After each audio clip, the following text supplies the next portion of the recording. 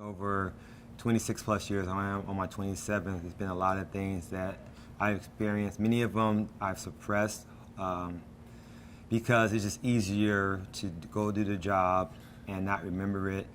But some of the things that really stuck out to me when I was a new probationary firefighter at Truck 17 and going to shootings over in the Bayview area and seeing young men who looked like myself had a huge impact, because going to high school, I always hear, you're lucky if you can make it to the age of 25 not being in jail or dead. Yeah, I'm in the fire service, 23 years of age, going on calls with young men who look like myself who were under the age of 25, and just being thankful that I had the opportunity to have a job that would hopefully get me past that age, which it did. But those were traumatic experiences that to many people they couldn't really understand or relate, but that was almost like looking at myself at times in the city that I was born and raised in. So, and then moving forward, as you get older, you go to calls, children dying, incinerations and fires, in cars, drownings I've been to. I mean, it's a lot. And like I said, I really don't try to recall all of them, because it's easier to just go do your job, consider it your job, not really look at it from a more human, standpoint, but more as sort of robotic. Like, I get paid to go to bad incidents to make them better, and once it's in, we put them aside and we go back to our regular routines. But it is more like an out-of-body experience, and it has to be in reality, because we're going to incidences where people are running away from the fire or from the shootings or from whatever disaster, and we're taught to stay calm, to think, to be able to suppress our internal instincts of fear to accomplish these goals. So if you are thinking about your own safety and the things around you, you're less effective in the jobs that you have to do.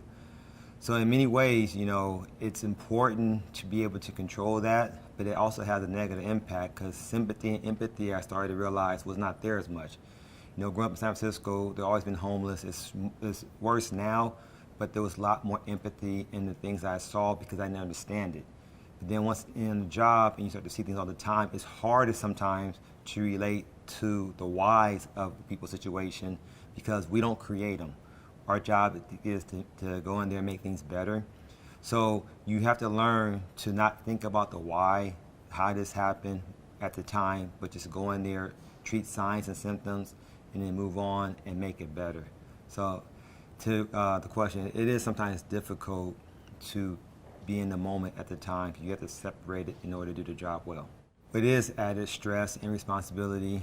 I mean, it's a blessing in some ways to be able to promote and to move into a position of leadership. But that said, as a firefighter, our saying is that everyone has a role in safety. So you see anything unsafe, report it. But as a captain, my role is not just on the firehouse scene, but my role is for our members at the station to make sure that things are in place, equipment and things, make sure that our members are healthy and well trained. So not only do I have to worry about what's happening at the incident, running those calls, I also need to worry about the personnel as a whole, the house as a whole, and make sure that we're operating and functioning. So that added stress to the job, is something that I take very seriously.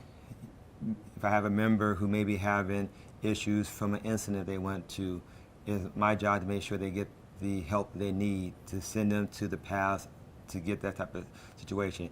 It may be something from home. It may not always be what's happening there. But in order to be able to do our job, we need to be able to have our minds there. So try to get that person help during their home situations. Sometimes it's with the spouse or the children or parents or whatever it is, financial. But these are all the things that we have to have emotional intelligence if you want to be a good officer in the fire service, to identify the change of behavior within your crew members and then to be able to try to get them the assistance that they need in order to be able to function and do their job properly. There are a lot of things that need to change. I think the first thing is just a cultural change. I had the ability to be able to work with great firefighters who knew that we had to evolve from just a fire base to get first responders, EMTs, paramedics. We took on other roles like rescue systems, so it was evolution within the fire service itself. Then there's cultural change. So when I first came in, it was a badge of honor to be able to walk around in your rig or in the firehouse with a jacket and helmet that smelled of smoke from coming from a fire. But then as we started seeing more of our members getting cancer, we had to start looking at what it was. So then we had to change the culture and say, you know what, you can no longer walk around with sooty turnouts. You need to do a gross decon on the scene. You need to go back, you need to shower, you need to get a new clothes, new turnouts. You need to remove yourself from the element sooner than later. But it took a long cultural change to go from wanting to have that badge of honor of wearing it to understanding the importance for yourself and your family of going on. Also with diets, we went from having big meat and potato meals, a lot of food could be your last meal. But we started to understand that the diets have a role in healing. So we started bringing more vegetables, smaller portions, doing that stuff. So the next thing component for me was mental health portion. And I read a lot of articles. I had a lot of trauma, which is in my class. I had 30 of us coming in 1993. Now we have 3 of my class members who are no longer with us on this earth. One from suicide, another one passed away from kidney organ failures, and another one, she passed away from breast cancer. And we kind of, the women in the fire service rates of breast cancer a lot higher. So that was like, okay, what's going on? I have less than 25 years in 3. I had another classmate who quit. He had a mental health breakdown. Had others who retired early, before taking their careers because all the small deposits from each call going on and not having resources to be able to get help from it. And it got to a point where like, you know what? I'd rather retire, or some quit because they were in retirement age, than to continue in this path. But because I came in so young, I didn't have the opportunity to retire. So I had to find other ways of going. So I started seeking help from people to figure out how can I go. And I found out it's sort of like what they call the hero complex. Because we're always helping people, we feel like we can't seek the help. And by the time that they go on a path, it's usually because they're forced, because of drugs or alcohol has taken control on their personal life, or they have a true breakdown that they just can't go. But what I'm trying to do is to find ways for people to identify the emotional intelligence. What are your triggers? Once you find those triggers, what things you have in your life that you can help work your way through it? Just like a healthy diet, exercise, but this is also mental health. And to get out of the hero complex, you need to be able to change the stigma around mental health. And to change that stigma, you have to let other people know that just because you're suffering something, that it's not a bad thing if you're able to identify it and do it healthy. So it's going to start off the cultural change. Then it's going to take leaders within our government, in our fire service, and our labor unions to come together and get legislation passed that will support the peace officers. We have to get training in the fire service or in the police department that will encourage people to go to these things. So I think it starts off with a cultural change and led by the leaders, in our country and in our departments. If I'm in a position as president can help facilitate this cultural change and be able to bring a healthier environment that will save more people and have less suicides of firefighters, police officers, and it could lead back to the work that I've been doing with people from California professional firefighters to other friends of mine like Dan and Drew and Janice Hayes, another classmate of mine who has a tremendous story of her own, where her and her husband were in Las Vegas doing a shooting. And unfortunately, she lost one of her best friends there. But in the process of all that, she did a lot to save lives. Her husband, her best friend's husband, who was a San Francisco police officer. Those type of stories and incidences, if they can not be helped themselves, but let their stories be told to help save someone else, then that's how I would like to be remembered in that way.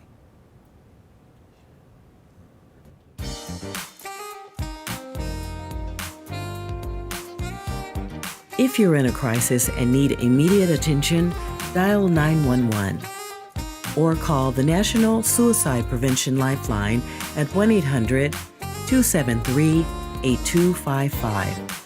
Or call Safe Call Now, a 24-hour, 7-day-a-week first responder helpline at 1-206-459-3020.